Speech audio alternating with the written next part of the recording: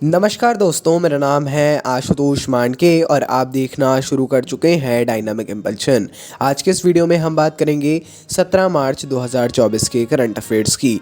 और अब जब आपने वीडियो के थंबनेल पर क्लिक करते हुए वीडियो देखने की शुरुआत कर ही दी है तो अंत तक जुड़े रहिएगा हमारे साथ, क्योंकि आप सभी लोग जानते हैं कि ज्ञान को कभी भी अधूरा नहीं छोड़ना चाहिए। इसी बात के साथ शुरू करते हैं वीडियो को पहली जानकारी के साथ।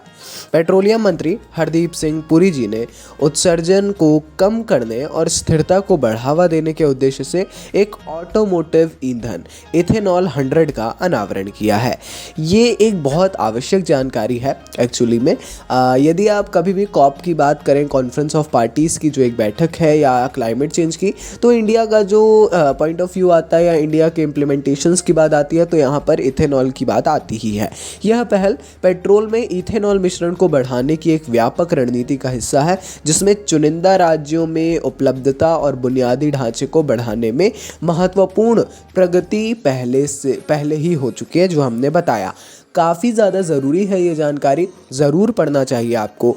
हो सकता है इस पर एक शॉर्ट वीडियो बनाए। अभी एक शॉर्ट वीडियो हमने डाला है दूसरे टॉपिक पे, उसको ज़रूर देखिए। आगे बढ़ते हैं। ब्रिटेन ने हाल ही में अपने dragon fire laser directed energy weapon का सफलतापूर्वक परीक्षण किया है, जो उल्लेखनीय रूप से कम लागत पर दुश्मन के विमानों और मिसाइलों को रोकने की अपनी क्षमता का प्रदर्शन करता है। स्कॉटलैंड में 1 जनवरी के प्रदर्शन ने हवाई खतरों को लक्षित करने और नष्ट करने में लेज़र की सटीकता को प्रदर्शित किया, जो वायु रक्षा प्रौद्योगिकी में एक संभावित गेम चेंजर को चिन्हित करता है ना। काफ़ी ज़रूरी है ये भी जानकारी। ब्रिटेन की बात हो रही है ना। यहाँ पर अपने को बिल्कुल भी कंफ्यूज नहीं होना है, हमने शुरुआत में ही ब्रिटेन का नाम लिया था, ठीक है। बाकी अगर थोड़ी और जानकारी चाहिए हो तो ले सकते हैं, हालांकि मेरे अनुसार ये पर्याप्त रहने वाली है। थोड़े से फैक्ट्स अगर पढ़ेंगे तो बहुत अच्छा है। आगे बढ़ते हैं।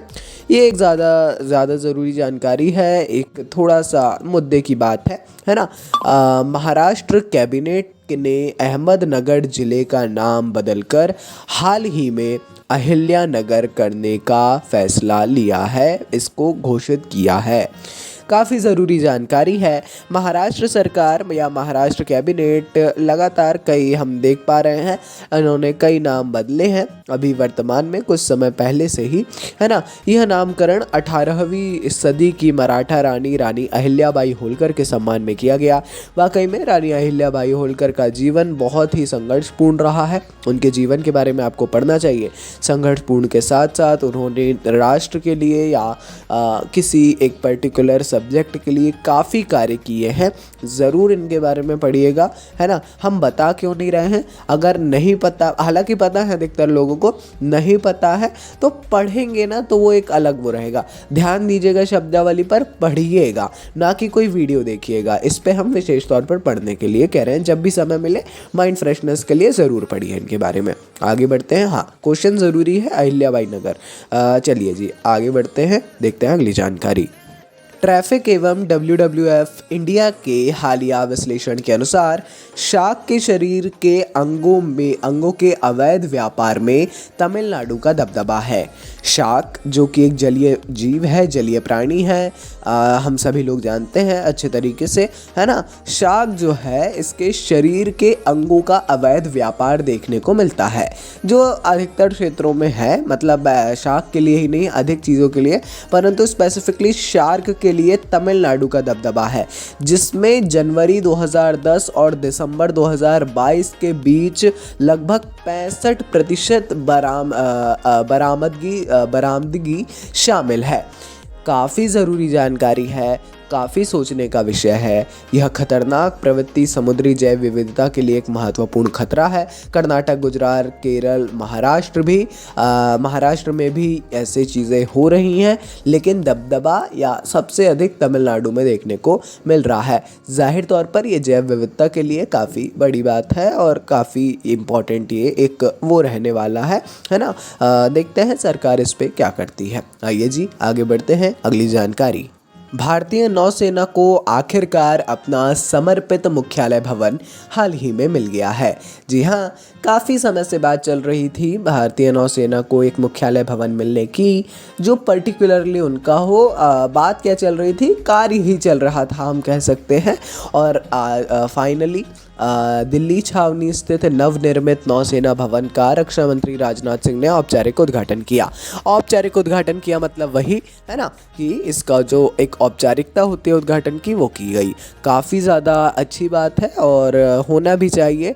जाहिर तौर पर हमारी नौसेना है और हमारी नौसेना का एक स्पेशलाइज्ड भवन होना चाहिए।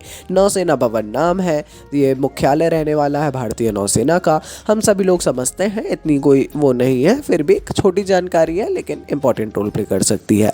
आगे बढ़ते हैं, ये शायद अंतिम जानकारी है।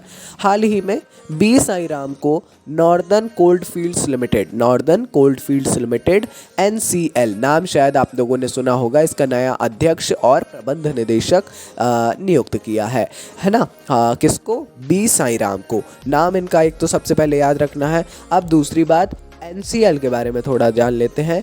कोल इंडिया लिमिटेड की सिंगरौली स्थित ये प्रमुख सहायक कंपनी है। कोल इंडिया लिमिटेड के बारे में मेरे ख्याल से आप सभी लोग जानते होंगे।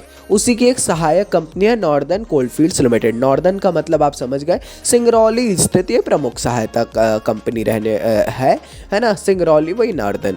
इस पद पर साई राम ने कार्यभार ग्रहण कर लिया है, जो हमने बताया। हाँ ठीक है ना। पढ़ लीजिएगा, नाम आपको याद हो जाना चाहिए मेरे अनुसार, तो ज़्यादा वो नहीं है।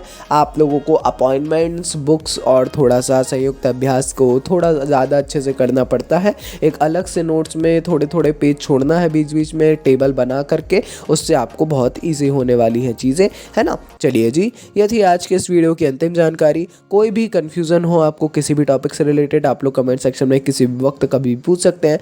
अपन मिलते हैं अगले वीडियो में ऐसी ढेर सारी जानकारियों के साथ। सपोर्ट करते रहिए, मिलते हैं अगले वीडियो में। नमस्कार, डायनामिक इम्पल्शन।